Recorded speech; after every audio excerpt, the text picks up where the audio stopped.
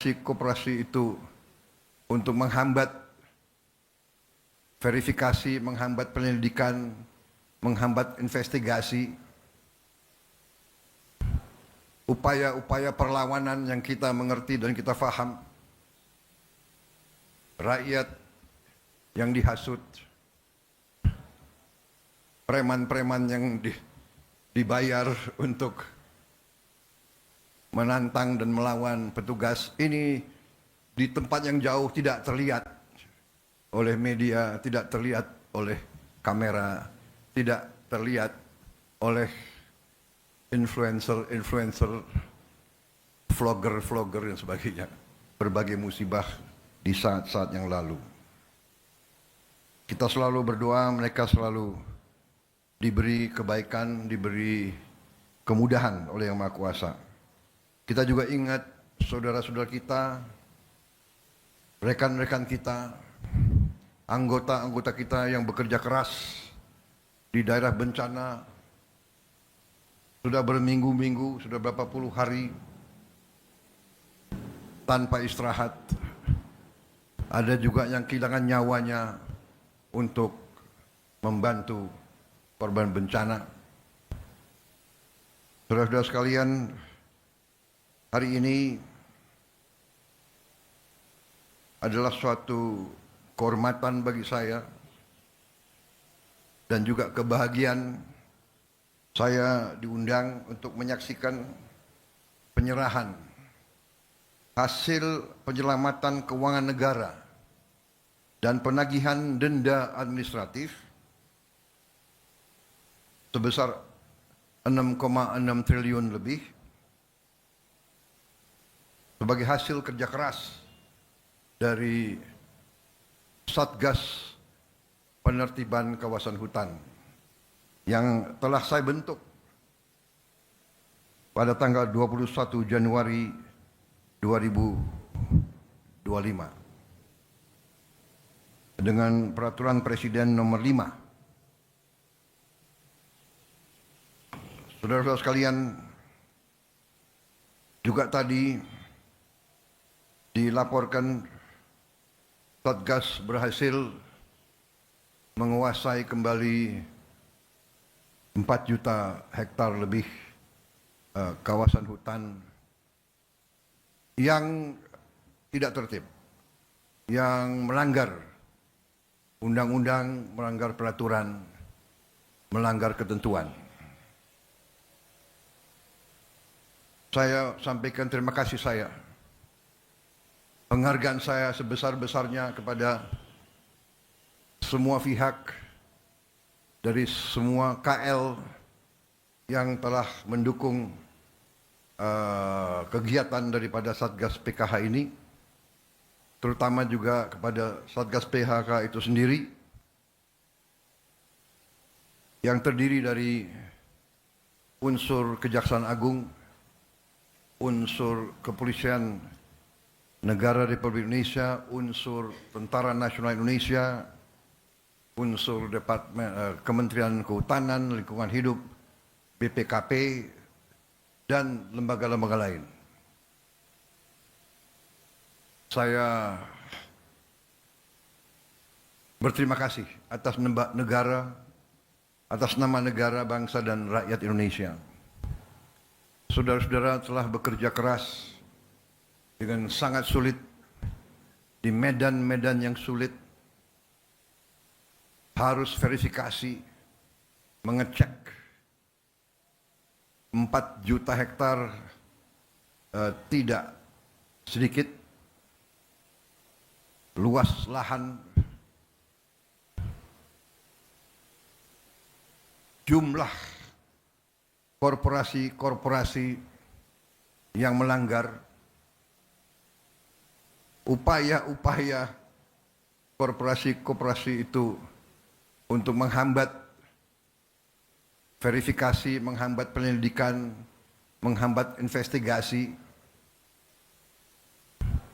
upaya-upaya perlawanan yang kita mengerti dan kita faham, rakyat yang dihasut, preman-preman yang dibayar untuk menantang dan melawan petugas ini di tempat yang jauh, tidak terlihat oleh media, tidak terlihat oleh kamera, tidak terlihat oleh influencer, vlogger dan sebagainya. Tapi saudara bekerja terus tanpa ragu-ragu karena kesetiaan saudara-saudara kepada negara Kesatuan Republik Indonesia, karena cinta saudara kepada bangsa dan tanah air kita. Saya terima kasih, saudara-saudara sekalian. Saudara-saudara sekalian, saya kira ini bisa dikatakan baru ujung dari kerugian bangsa dan negara kita. Baru ujung. Penyimpangan seperti ini sudah berjalan belasan tahun, bahkan puluhan tahun.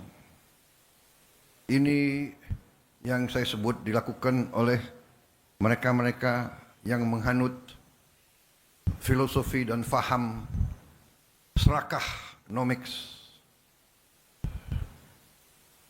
berani melecehkan, berani menghina negara Kesatuan Republik Indonesia, menganggap sepele pemerintah Republik Indonesia, menganggap pejabat-pejabat di tiap eselon bisa dibeli, bisa disogok, sehingga mereka leluasa berbuat sekehendak mereka. Begitu saya menerima mandat, saya sudah bertekad untuk melawan korupsi, melawan perampokan kekayaan negara oleh siapapun, dimanapun. Dan baru 3 bulan saya kira, November, Desember, belum sampai 3 bulan kita sudah keluarkan Peraturan Presiden nomor 5. Kita bentuk Satgas terdiri dari banyak unsur yang bertanggung jawab. Penegak hukum, melaksanakan tugas yang saya berikan. Jangan ragu-ragu, tidak pandang bulu, jangan mau di lobi sini, di lobi sana. Tegakkan peraturan, selamatkan kekayaan negara. Itu tugas saya. Dan saudara-saudara telah melakukan dengan baik, dengan tertib, dengan sesuai ketentuan, sesuai hukum. Dan hasilnya kita bisa lihat hari ini, sekian triliun. Yang saya katakan baru ujungnya. Sesungguhnya kalau kita pelajari, kerugian kita sangat-sangat besar. Kalau tidak salah, kalau kita teliti dengan baik, mungkin dendanya ratusan triliun harus dibayar. Ada yang bandel,